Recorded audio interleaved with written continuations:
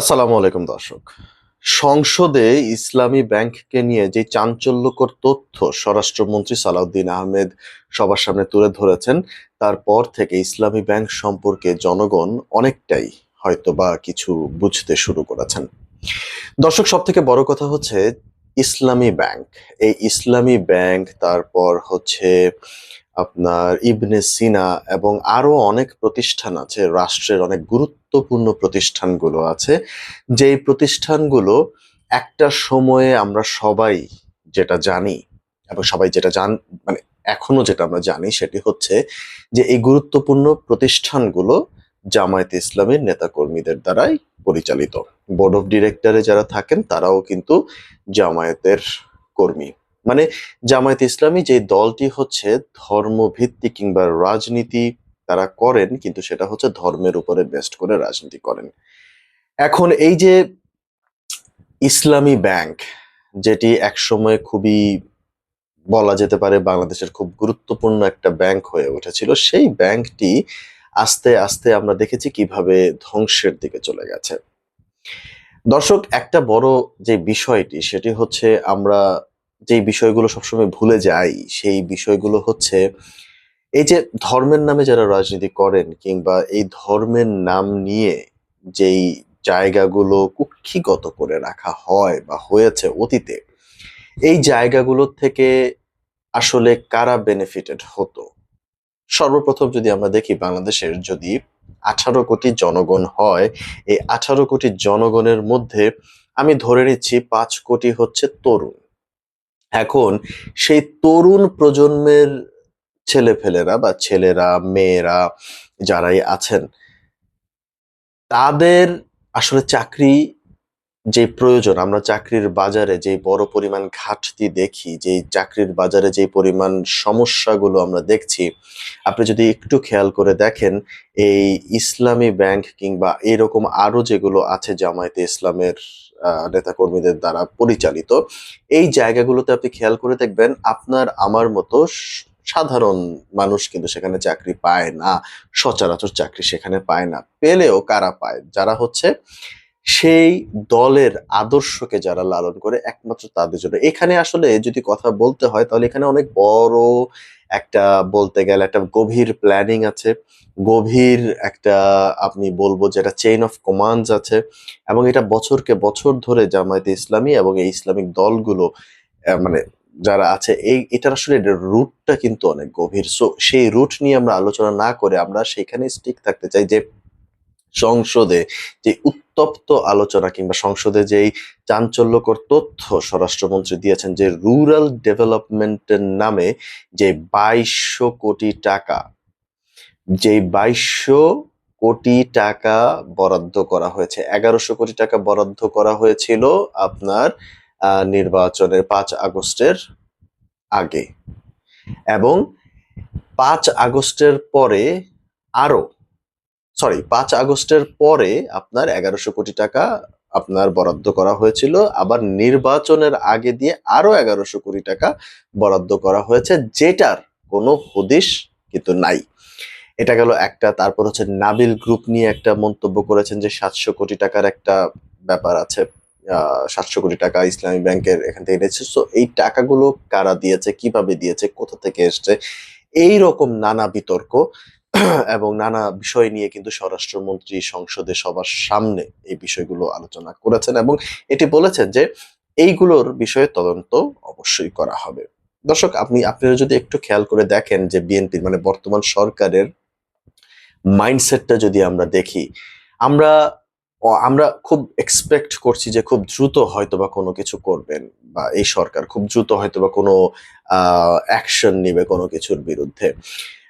সেটি আমরা বিএনপি থেকে পাচ্ছি না, এবং না পেলেও যেটা হয় যে আমরা সেটা নিয়ে কিন্তু অনেক মতামত দিচ্ছি। কিন্তু একটা জিনিস খেয়াল করে কি আপনারা দেখেছেন কিনা আমি জানি না, নির্বাচনের আগ মুহূর্তে আমরা যখন দেখছিলাম যে জামায়াতে ইসলামী নির্বাচনের, জামায়াতের নেতাকর্মীরা কোটি কোটি টাকা, অঢেল টাকা যখন তারা নির্বাচনের মাঠে ছড়াচ্ছে মানে প্রচার প্রচারণার পক্ষে, ঠিক সেই সময় কিন্তু দেশের আমি বলবো যে 80% মতো মানুষ কিন্তু বিএনপিকে নিয়ে বিতর্কিত মন্তব্য করেছেন, এবং মানে বিএনপির প্রতি সেই আস্থাটা কিন্তু সাধারণ জনগণের মধ্যে ছিল না।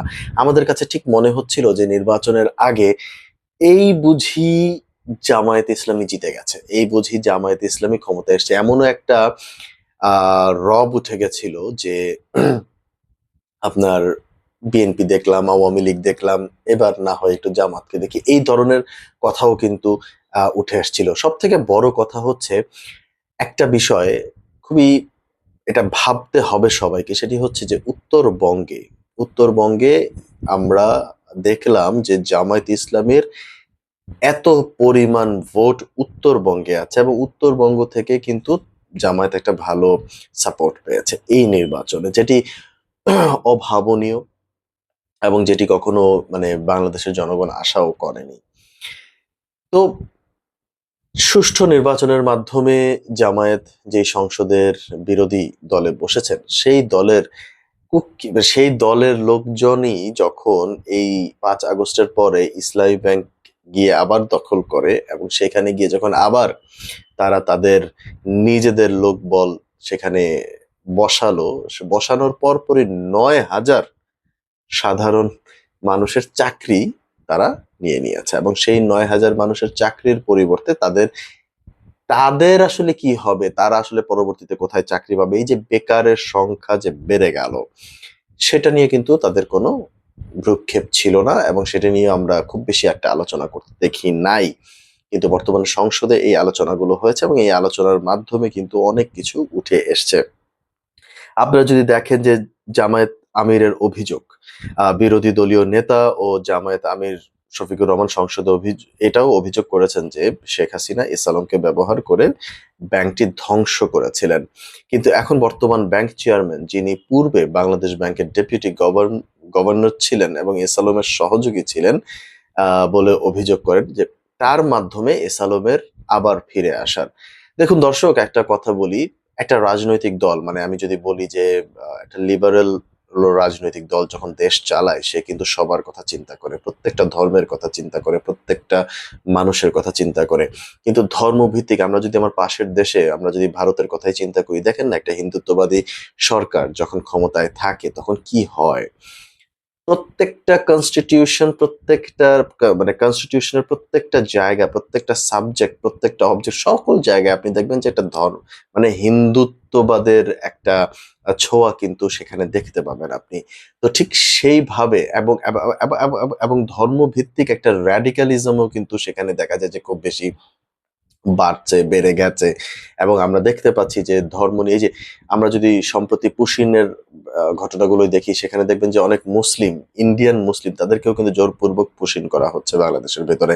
এটি নিয়ে না হয় আমরা একটা আলাদা কন্টেন্ট তৈরি করব। তবে এখন যদি আমি বলি যে ঠিক জামায়াতে ইসলামী যখন আপনার ক্ষমতায় যাওয়ার আগে, 5 আগস্টের পরে বা বিরোধী দলে বসার আগে, আমরা কি দেখলাম যে 9,000, এই যে যেটা স্বরাষ্ট্রমন্ত্রী বললেন যে 9,000 কর্মীর যে চাকরি তারা ছাঁটাই করেছে, এবং তার বিনিময়ে যাদেরকে চাকরি দেয়া হয়েছে তারা কারা, তারা কিন্তু ঘুরে ফিরে দেখবেন যে সেই জামায়াত ঘেঁষা এবং জামায়াতের বিভিন্ন স্তরের নেতাকর্মীদের রেফারেন্সে কিন্তু, মানে মুদ্রা কথা, তারা আবার সেই জায়গাগুলো কিন্তু ভোগ করতে চাইছেন। এখন এই যে যেটা যে যে যে কারণে বলছিলাম যে লিবারেল রাজনৈতিক দল যখন ক্ষমতায় থাকেন তখন তারা কি করেন, এই যে লিবারেল রাজনৈতিক দলরা যখন ক্ষমতায় থাকেন তারা চিন্তা করে যে আসলে আমাকে সবার কথা চিন্তা করতে হবে।